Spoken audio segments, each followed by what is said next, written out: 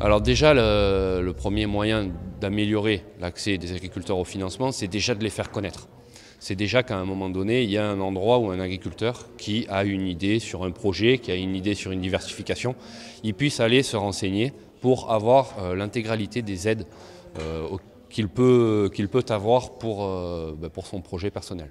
On peut déjà essayer de l'informer le plus en amont possible sur les différentes formes de financement qui existent. Aujourd'hui, effectivement, il y a des financements qui sont bancaires, il y a des aides européennes qui permettent d'accompagner ces financements bancaires, et puis aussi des nouvelles plateformes de financement, dits de financement collaboratif, en crowdlending ou en crowdfunding qui existent et qui permettent de venir compléter des financements bancaires.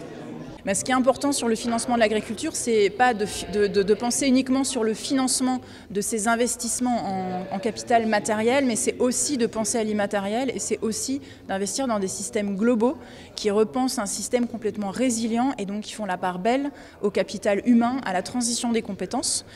et à des questions de recherche pour mesurer effectivement ce que va être un sol vivant, ce que va être un sol qui séquestre du carbone ou des pratiques agricoles qui préservent la biodiversité. Les capitaux propres, on en a parlé lors de ce débat, c'est un manque cruel dans l'écosystème agricole aujourd'hui. Ce n'est pas dans la culture, ce n'est pas dans les habitudes de gestion de ces agriculteurs et de la filière. Or, c'est un outil et une ressource indispensable pour pouvoir développer dans la durée, ne pas être sous pression d'un surendettement et disposer de temps pour innover, créer la valeur ajoutée et adapter l'offre qui est proposée à la demande de plus en plus complexe que les Français et les Européens expriment.